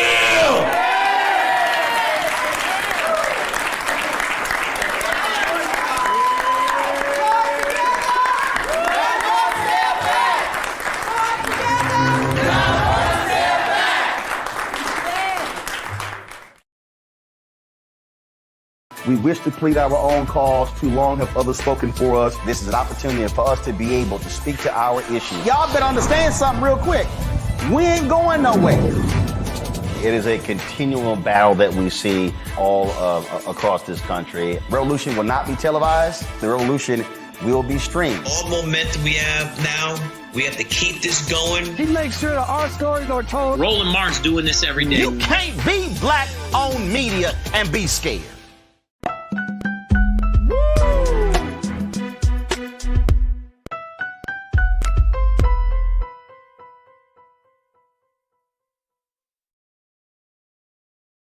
All right, folks, welcome back to The Culture here on the Black Star Network. I'm your host, Farajii Muhammad, joined by my sisters, my fellow contributors to the show, my sister Kimberly Morrow and my sister Corinna Denise, as we have been talking about issues of education and dress code. But I want to switch gears and let's talk politics, something that both of these women are very, very passionate about. And this story about the efforts of some of our Black lawmakers. This is a very, very, this is a good one. This is a good one because there are a number of progressives, and I'm talking about the likes of our sister Cori Bush and others, who have decided to put the pedal to the metal and decided to put the fire to the feet of the president and the administration to do something around racial justice and reparations. Let me share with you the latest from AP News on this. Take a look at this, folks. In a letter that was sent to the White House on President's Day, great day to do it, U.S. Representatives Barbara Lee, the Democrat out of California, Sheila Jackson Lee out of Texas, Cori Bush, the Democrat out of Missouri, and Jamal Bowman out of New York, urged Biden to use his executive powers to advance the movement for reparations, safeguard Black history, and protect voting rights, among other requests. The progressive House members were joined in solidarity, take a listen, y'all, with 200 organizations led by the National Black Justice Coalition, United by Equity, and Black Music Action Coalition. In the correspondence to the president, it says, for far too long, the scars and trauma of racial inequity have marred the United States and hindered our nation's progress. Our collective history necessitates rectifying the wrongs of the past and present, forging a future where equity and justice are lived realities for all. Let's go to quote number 2, please, Lisa. The correspondence includes a list of legislation and resolutions introduced by Democrats in Congress that Republican lawmakers have stalled. The bills include H.R. 40, which would create a reparations commission to study the impact of U.S. slavery, and a companion resolution that would establish a U.S. Commission on Truth, Racial Healing, and Transformation. It also includes other bills like a resolution recognizing Banned Book Week, the African American History Act to preserve Black history and culture, and comprehensive voting rights legislation named after the late civil rights leader, U.S. Representative John Lewis. Representative Lee, Jackson Lee, Bush, and Bowman, along with the hundreds of social and civil rights organizations, said the array of legislation was historic and required robust support and decisive executive action to move from potential to reality. My goodness. My goodness. All right, Corinne, I'm going to start with you on this one. This is what we needed. This is putting some gas to this slow moving train a little bit, right? Mm-hmm. That if we're looking at a situation, I think a lot of people, not just Black people, white people, we've been talking about it. There is a lot of uncertainty among the constituency here in this country. And as a result of that, we're not sure how things will move, or how things will turn out for the November election, and more importantly, how things will turn out for our interests. So they are urging the president to act now on these racial justice issues, reparations, and so much, using the power of executive orders. Talk to me. Why is this so significant? And more importantly, do you think this president will respond the way this coalition of lawmakers and activists are asking him to do? Well, this is very, very significant. I know that Representative Cori Bush, she proposed her reparations bill earlier this year. And guys, please go online. You can read the actual formal letter. I would encourage you to do that. She did post it on like her IG. I'm sure it's on some of her other social media platforms or her website. It's important that you see those finite details, what's included, because they actually do list a few bills or proposals for executive action by the president, and also invited him to be in meeting with them to discuss and unpack what that actually looks like in further detail. But yeah, it's definitely necessary. But I also want to preface this by saying we have to be very clear. We wouldn't have a chance under a Trump administration or a GOP or a Republican administration. Let's make that very clear.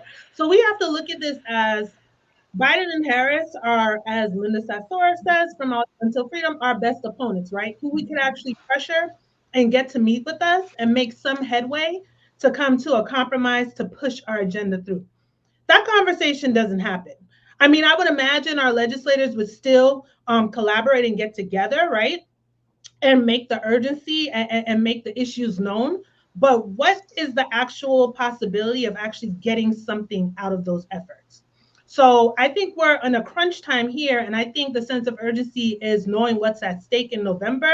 We need to pull the reins with that.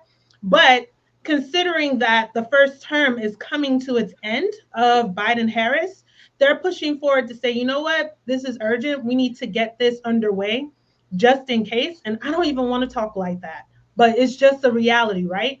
So hopefully too, instead of just executive action, we also need some legislation. So this is a first step, but we also have to remember the bigger picture, that we got to get that legislative branch together, Congress and the Senate, you know, so that the three chambers align so that this could just be codified into law.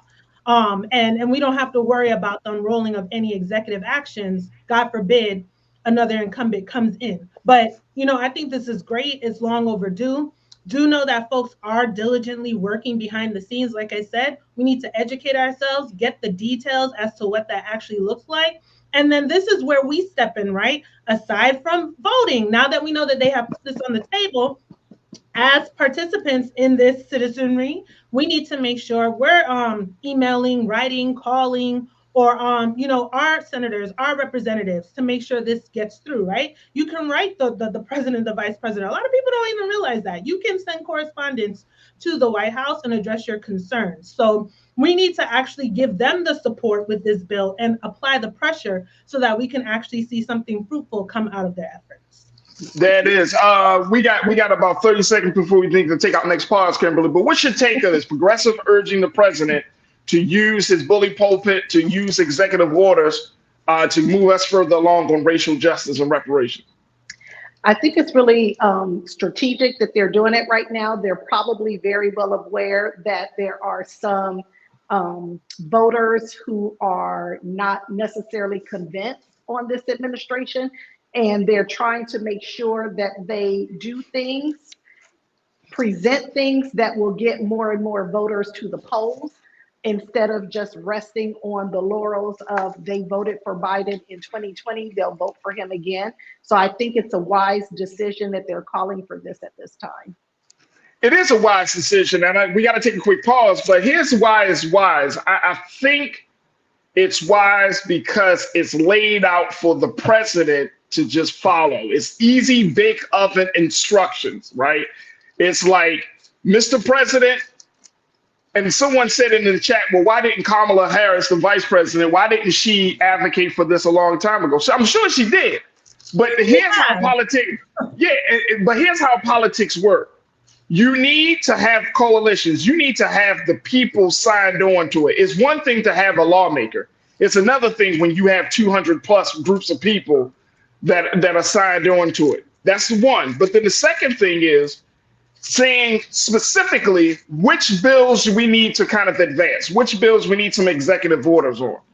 And that's very interesting. And then the third point, it needs to be done now. It needs to be done now because we don't know what November will bring. We don't know. Now, we can have conversations, we can speculate and all of those good things like, oh, the Trump could get into office, blah, blah, blah, blah. But you need to institute certain things now, because if you want to have a presidency, a legacy that is going to be favorable among Black America, you push these things through in some way, shape, or form, you move the needle on these things, please. And if you're going to get the Black vote. I know we got to take a break, but I just want to quickly just reinforce the point of, we're always laser focused on our president. So yes, there's the pressure right now with the executive action, but we need to be paying attention. Again, I can't stress it enough, to that legislative branch, our House of Representatives and our Senate. Okay, we need to look at their voting record, which is available to you online, congress.gov, to see how they vote on certain bills. A lot of us are not familiar with that, and that is very important because they are the legislators. So if we want something permanent, we need to make sure that we get the House in order and the Senate in order so that that legislation can get to the president's desk and be signed into law, because executive action isn't enough. We know that when they first came into the administration, right, early 2021, there were a lot of things that happened by executive action. And now, rightfully so, and understandably, considering the circumstances, we have our reps in the House, they're pushing for more. But it can't just be executive action on every single thing. So we, the people, we have to pay attention to that legislative branch and get it in order and be pressuring them so that we can actually get meaningful legislation that we need. Absolutely. All right, we got to take a quick pause. When we come back, let's get your take on this, crew, as we're talking about progressive urging the presidents to move forward on reparations and racial justice initiatives. Join us in the conversation. Post your thoughts on our as we're streaming live on Roland Martin's YouTube channel and on Roland Martin's Facebook page. We would love to hear what you have to say. And of course, stay tuned. It's The Culture right here on the Black Star Network.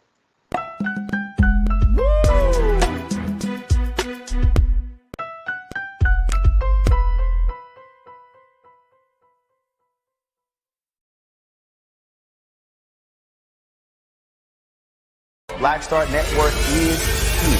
Oh, no punch! I'm real revolutionary right now. Thank you for being the voice of Black America. All momentum we have now, we have to keep this going. The video looks phenomenal. See, there's a difference between Black Star Network and Black-owned media and something like CNN. You can't be Black-owned media and be scared. It's time to be smart. Bring your eyeballs home. You dig? Check this out. Joe Biden and Kamala Harris are investing a record $7 billion into HBCUs. Billions for campus improvements, grants, and debt relief. Billions more for HBCUs. Endless possibilities for us. When you talk about blackness and what happens in Black culture, you're about covering these things that matter to us, speaking to our issues and concerns. This is a genuine people-powered movement. There's a lot of stuff that we're not getting. You get it, and you spread the word. We wish to plead our own cause. Too long have others spoken for us. We cannot tell our own story if we can't pay for it. This is about covering us. Invest in black-owned media. Your dollars matter. We don't have to keep asking them to cover our stuff. So please support us in what we do, folks. We want to hit 2,000 people, $50 this month, raise $100,000. We're behind 100,000, so we want to hit that. Y'all money makes this possible. Checks and money orders go to P.O. Box 57196, Washington, D.C. 20037-0196. The Cash App is $RM Unfiltered. PayPal is R Martin Unfiltered. Venmo is RM Unfiltered. Zelle is roland@rolandsmartin.com.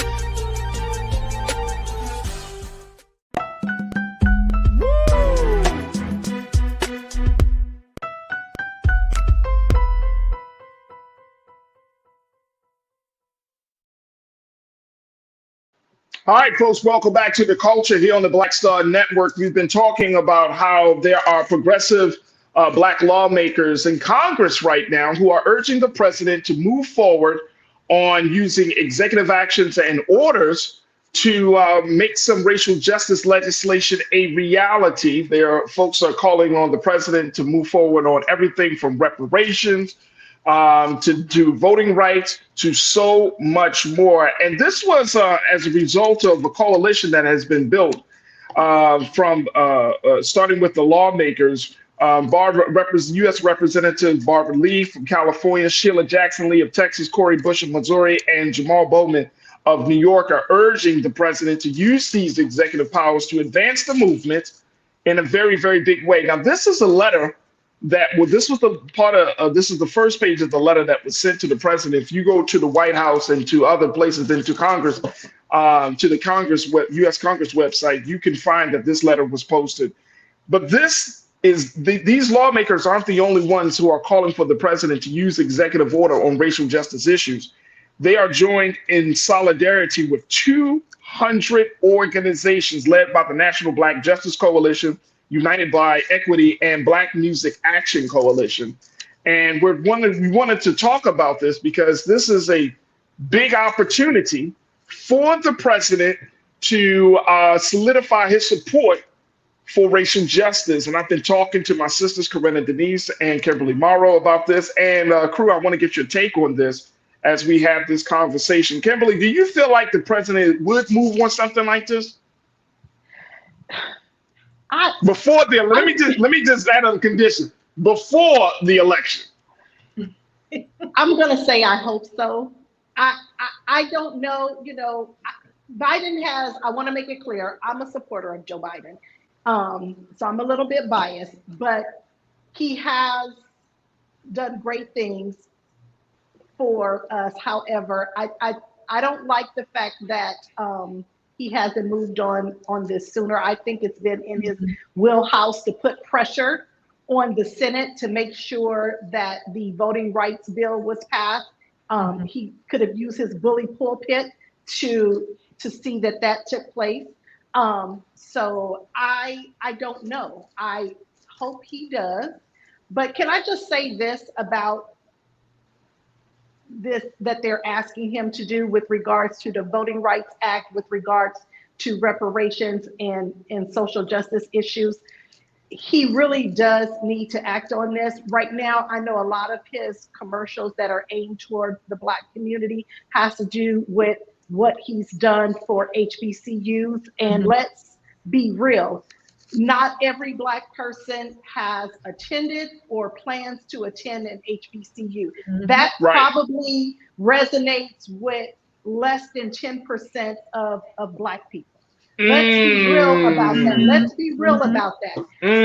Okay. And that's just being real. So I think the fact that he's those commercials are celebrating that's wonderful to someone like me who attended an HBCU, whose daughter attended an HBCU, whose daughter's grandparents attended an HBCU. But that's just not the reality for many Black people who have not even attended college. So I don't think that's where he should simply celebrate that with the Black community. There should be other things. And I really believe that it's strategic for them to ask for this now. Now let's go to the reparations part. What he has to understand and what many of us has to realize, many of us as Black people are only 2 to 3 generations removed from slavery. I myself am just 2 to 3 generations removed from slavery, depending on how you count it. So my great-grandfather, not my great-great-great-great-great-grandfather, my great-grandfather, my father's grandfather was born into slavery. His mother was an enslaved woman who had 2 to 3 children. I have not verified that number, but I know for sure 2, but I think it was 3 sons by her enslaver's son. So this issue of slavery that they try to sell this narrative of that was so many years ago and Black people today are not impacted by it, that is a false narrative. That is a very false narrative. I know who my great-grandfather was. Yeah. Okay. Yeah. I'm very clear on who he was. My father grew up with his grandfather. So that is something that does impact Black people today. And so that is where we definitely should focus on reparations, the Voting Rights Act, and other social justice issues. No, I agree.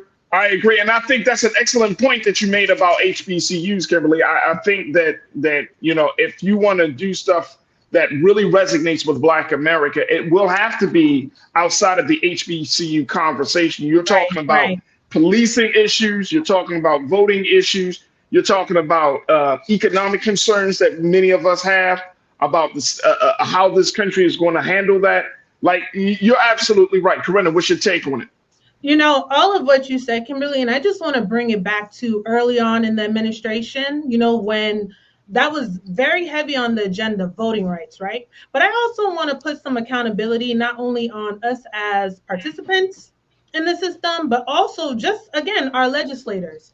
I think there was a missed moment in the last midterm elections. I need our legislators to give us some clear, quick, and concise civic lessons. I need some people to talk numbers, because it could have been something as simple as, we didn't get voting rights the first 2 years in the Congress. Well, let's be clear, the House Dems did pass voting rights. It failed in the Senate, and they also passed the George Floyd Justice and Policing Act.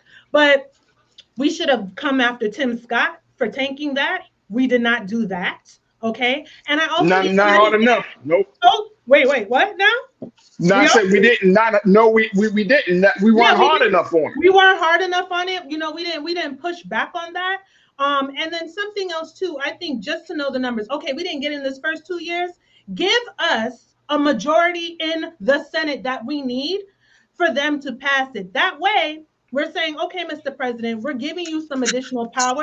You need to use your bully pulpit. And we dare you, Senate, not to pass it this time. We don't want to hear crap about, it's 50-50. We don't want to hear anything about a filibuster. We gave you enough so that you could pass it. And I think that's where kind of like the game of chess comes in. We have to observe all the pieces, because now we're back here to this executive action. And maybe we didn't have to do executive action, because we would have voted more in the midterms to make those numbers align, to be pushing and pressuring them and actually have the legislation get to Joe Biden's desk in the Oval. So I think we just have to be mindful of these things, because the reality is we can't executive order our way out of every single thing. We have to pay attention to that legislative branch. And I sound like a broken record, but it's true. They make the legislation. They create policies. I'm not, and I think what you're saying is absolutely spot on, Corinna. And we can't legislate it, but the purpose of the executive action is to get things done when there is a gridlock,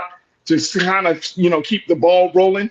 I think that with the upcoming election looming, with all of the issues, and we already know who the candidates are going to be with Biden and Trump.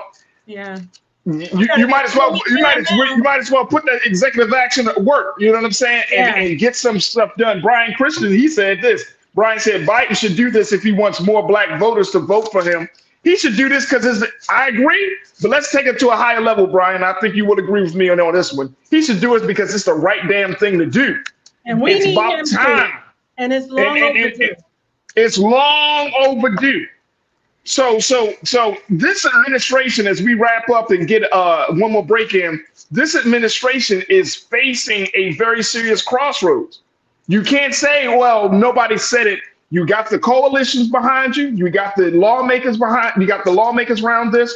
We're telling you which pieces of legislation needs to be pushed and advanced. At this point, Mr. President, it's up to you. Now, if the president keeps saying, well, I want to help, I want to do all that I can. Well, it's up to us too, Farajii, because we have to force his hand. So that's where the pressure comes in. Like and guess what? To reinforce what these legislators are proposing. So now we got to do our part, call, write, pressure. That's all it is. And that's what politics is about.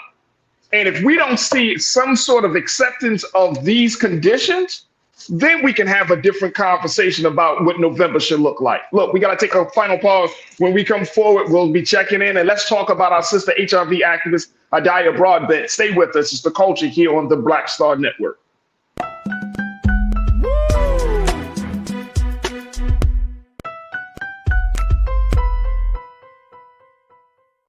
Check this out. Joe Biden and Kamala Harris are investing a record $7 billion into HBCUs. Billions for campus improvements, grants, and debt relief. Billions more for HBCUs. Endless possibilities for...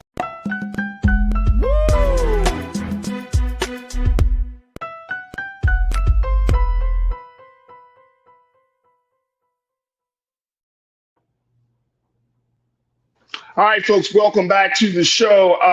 As part of those things that people are talking about, we wanted to at least give just a few moments to recognize the great life and legacy of activist Hadaya Broadbent. And I hope I'm saying her name correctly. But this is a sister who rose to prominence as a child. She was diagnosed with HIV when she was 3 years old. She has just recently passed away at the age of 39 years old. So for 36 years, she was living with the virus, and she spent her life advocating for others living with the virus. She was considered to be part of the first generation of children born with HIV positive in the late 1980s. Her father, Lauren Broadbent, announced her death on Facebook, saying, "With great sadness, I must inform you all that our beloved friend, mentor, and daughter Hadaya passed away today after living with AIDS since birth. Despite facing numerous challenges throughout her life, Hadaya remained determined to spread hope and positivity through education around HIV/AIDS." Corinna, this struck a chord for you because this is a sister that, we've all, and some of us may know about the work that she's doing, but this really did strike a chord for you. Talk to us about why. Yeah, because she and I are the same age, and I remember seeing her story on national TV as a child. Maybe I maybe 6 or 7, and I remember I first saw her on the Jerry Springer show. There was a time when Jerry Springer wasn't ratchet, believe it or not, and I know she was also on Oprah and some other platforms. So I did follow her work, and actually, Farajii, yeah, it is Hadaya. Hadaya. I'm glad thank you for the correction. Yep, Hadaya. Yeah. So for some who might not know about Hadaya, her mother abandoned her at birth, and her mother was HIV positive. So when her adoptive parents got her, they knew that there was a possibility, but she didn't get the official diagnosis until the age of 3. And doctors told her that she wouldn't even live past the age of 5.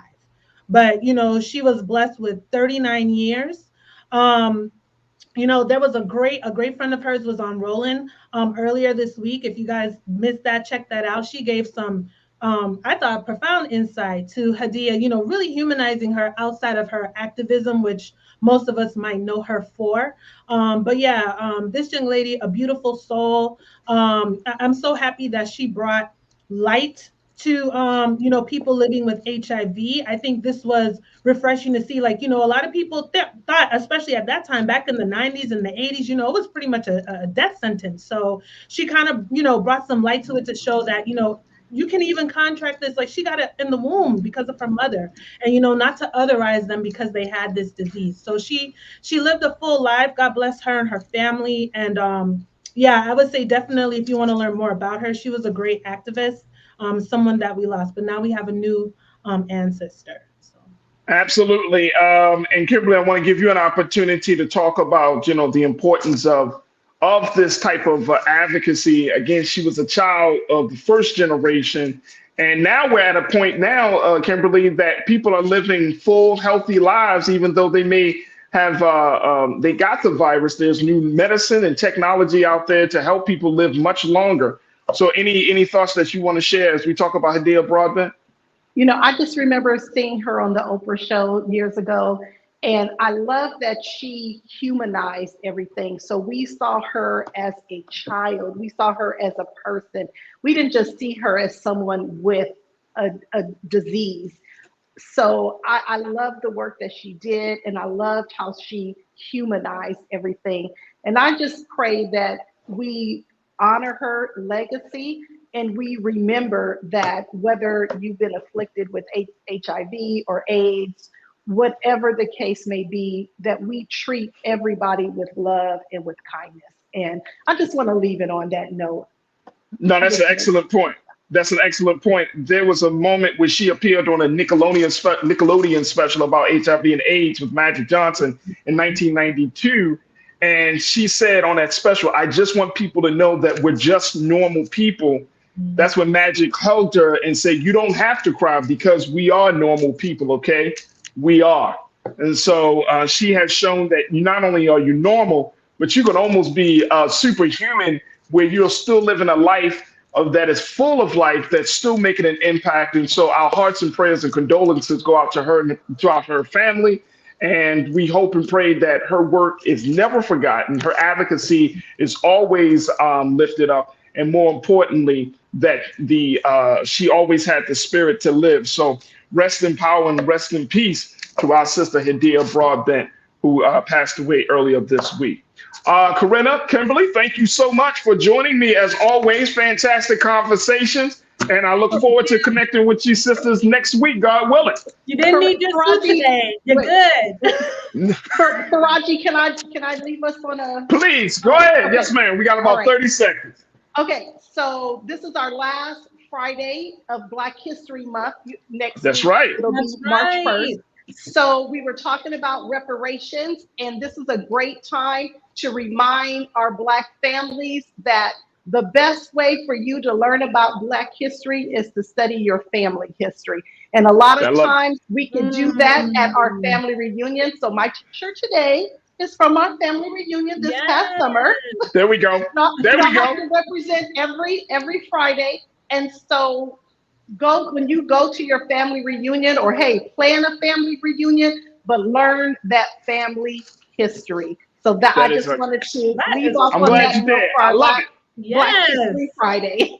I love it. I absolutely love it. Thank you so much for making that point. And I think that's an excellent piece of advice that we need to keep taking into consideration of. Also, we want to give a big shout out to Lori Bird and Colorful Hair Esty for both Colorful Hair and Lori Bird. Thank you for being investors and stakeholders.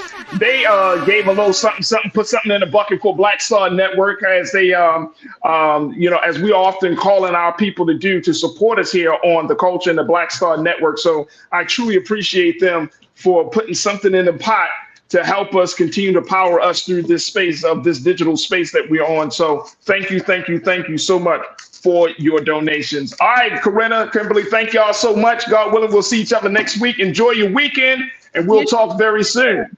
All right, peace. All right. Peace. All right, folks, that's going to do it for me. Thank you so much, crew, for joining us in the conversation. Big shout out to each and every one of you. Stay tuned. Up next is Roland Martin Unfiltered. Make sure you go to our website today at blackstarnetwork.com. Download the app for free. Follow us on social media. And while you're also there, make sure you follow me. Yours truly. You can find me on Instagram at The Real Farajii on Instagram and at Farajii on the X platform. And I would love to connect with you. Stay tuned. 6 p.m. Eastern Standard Time. Roland Martin Unfiltered. As always, never be afraid to challenge what's wrong. Stand for what's right while being yourself in the process. God willing, we'll talk on Monday for another exciting edition of The Culture right here, only here, exclusively here on the Black Star Network. Have a great weekend. Talk to you soon. Peace.